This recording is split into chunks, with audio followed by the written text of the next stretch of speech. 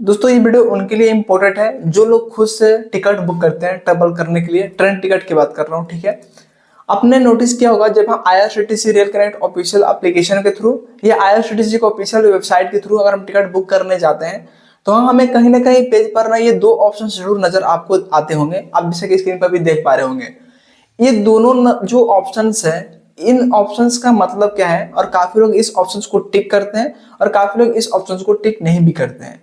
क्या एक्चुअल में टिक करना जरूरी है या टिक नहीं करना जरूरी है, हम यहाँ पे प्रॉपर बात करेंगे, डिस्कस करेंगे। और मैंने कुछ भी आपको एक्सप्लेन कर रहा हूँ ये मैं खुद का एक्सपीरियंस नहीं बता रहा हूँ। मैंने आईआरसीटीसी के वेबसाइट के थ्रू एंड आईआरसीटीसी के हेल्पलाइन नंबर के थ्रू मैंने रिसर्च किया है, उसके बेसिस पे ही मैं आपको एक्सप्लेन कर रहा हूँ। क्योंकि मैं नहीं चाहता कि मैं जो कुछ ही बता रहा हूँ उससे किसी को मिसगाइड हो। मैं सोचता हूँ कि प्रॉपर यहाँ पे एग्जैक्ट उसको नॉलेज मिल पाए कि हाँ इसका एक्चुअल तरीका क्या है यूज करने का और कैसे करना चाहिए, कब करना चाहिए। देखिए यहाँ पे दो ऑप्शंस आपको नजर आ रहे हैं ना, कंसाइडर फॉर ऑटो अपग्रेडेशन और दूसरा ओनली कंफर्म बर्थ आर एलोप्टेड। ये दो ऑप्शंस आपको टिक करने से क्या फायदा होगा और टिक नहीं करने से क्या नुकसान होगा, हम यहाँ पे दोनों ही कंडीशन में बात करेंगे। पहले बात करते हैं जो पहला ऑप्शन है कंसाइडर फॉर ऑटो अपग्रेडेशन, इसको टिक करना चाहिए या टिक नहीं करना चाहिए। देखिए यहाँ पे ना अलग अलग दो सिचुएशन है। पहला सिचुएशन, अगर आप ग्रुप में ट्रेवल कर रहे हैं, चाहे वो फैमिली ग्रुप हो, रिलेटिव ग्रुप हो या फ्रेंड का ग्रुप हो, तो फिर इस बॉक्स को टिक मत कीजिए। अब यहाँ आप कंफ्यूज हो रहे होंगे आखिर टिक ना करने का रीजन क्या है। देखिए अब यहाँ पे बहुत ही डिटेल में समझेंगे। अगर आप इस बॉक्स को यानी कि कंसाइडर फॉर ऑटो अपग्रेडेशन को टिक करते हो तो इसका देखो फायदा क्या होता है टिक करने का। अगर आप सिंगल पर्सन हो, एज सिंगल आप ट्रेवल कर रहे हो तो आप उस बॉक्स को टिक करो। इससे फायदा ये होता है कि अगर आपने स्लीपर क्लास में टिकट बुक किया हुआ है ट्रेवल करने के लिए और इन केस आपका स्लीपर क्लास में आपका सीट जो है ना वो चार्ट प्रिपरेशन के बाद भी कंफर्म नहीं होती है और थर्ड एसी क्लास में वो सीट अवेलेबल है उसी ट्रेन के अंदर, तो आपका सीट को आईआरसीटीसी खुद ऑटोमेटिकली उसके सिस्टम में सारा कुछ सेट रहता है, कोई पर्सन उसको मैनुअली नहीं करता है। तो आपका सीट जो है ना वो स्लीपर से अपग्रेड होकर थर्ड एसी क्लास में चला जाएगा। वो स्लीपर से थर्ड एसी क्लास में अपग्रेड होगा, ना कि सेकंड एसी में। सेकंड एसी में अपग्रेड कब होगा, जब आपका सीट आपका टिकट थर्ड एसी का रहेगा। यानी कि एक स्टेप ऊपर अपग्रेड होता है, ना कि दो स्टेप, ठीक है, इतना याद रखिएगा। तो अगर आपका स्लीपर क्लास का टिकट है और स्लीपर क्लास का टिकट चार्ट बनने के बाद भी अगर स्लीपर क्लास में वेटिंग रह जाता है, आपका टिकट कंफर्म नहीं होता है, तो अगर थर्ड एसी में अगर सीट अवेलेबल है तो आईआरसीटीसी खुद अपग्रेड करके आपको ट्रांसफर करती है थर्ड एसी में।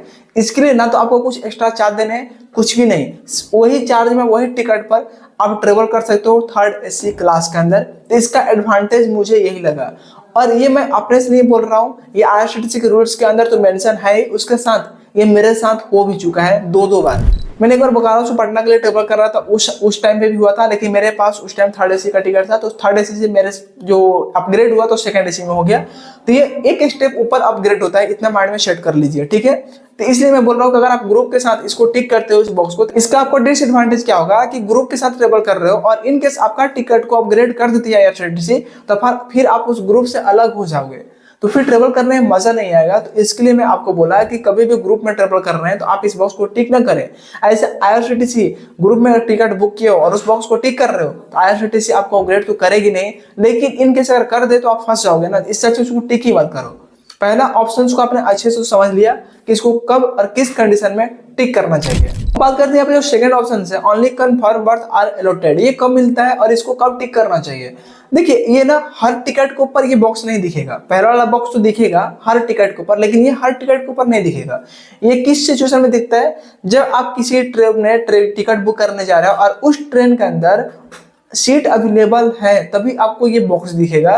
सीट अवेलेबल नहीं होगा तो ये बॉक्स नहीं दिखेगा, क्योंकि इस बॉक्स को जब टिक करते हो तो आपका वेटिंग टिकट कभी बुक नहीं हो सकता, वो 100% कंफर्म ही टिकट बुक होगा। तो ये मैं तब यूज करता हूँ, ये मैं अपना पर्सनल एक्सपीरियंस आपको बता रहा हूँ, जब मैं तत्काल टिकट बुक करता हूँ। जब ये तत्काल टिकट बुक करें तो इस बॉक्स को जरूर टिक करें। इस बॉक्स को टिक करने से ये आपको फायदा होगा कि कभी भी वेटिंग टिकट नहीं मिलेगा, जब भी मिलेगा कंफर्म मिलेगा, अदरवाइज आपका टिकट बुक होगा ही नहीं, वहां पे पेमेंट डिक्लाइन हो जाएगा या तो यहाँ पे सर्वर अनरीचेबल ऐसा कुछ एरर आपको देखने को मिल जाएगा, टिकट वहां पे बुक होने नहीं देगा। यहाँ पे आईआरसीटीसी रूल्स में ऐसा चीज मेंशन किया हुआ है और मैं इस चीज को खुद ट्राई भी किया हूँ, वही तो मैं बोल रहा हूँ, मैं अपना एक्सपीरियंस आपके साथ शेयर कर रहा हूँ।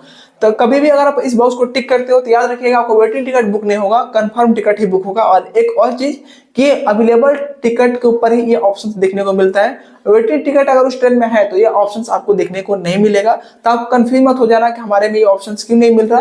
ये ऑप्शंस तभी मिलेगा जब आप जहां से जहां तक टिकट बुक कर रहे हैं, अगर सीट अवेलेबल होगा तभी ये ऑप्शंस मिलेंगे। और पहला ऑप्शन आपको सभी कंडीशन में मिलेगा, चाहे वेटिंग हो चाहे अवेलेबल हो। आई होप कि आपको दोनों ऑप्शंस के बारे में अच्छे से एग्जैक्ट नॉलेज मिल चुकी होगी। फिर भी कोई डाउट कंफ्यूजन हो तो कमेंट सेक्शन खाली है, कमेंट करके हमसे पूछ सकते हैं। मिलते हैं फ्रेंड्स एक नए वीडियो में।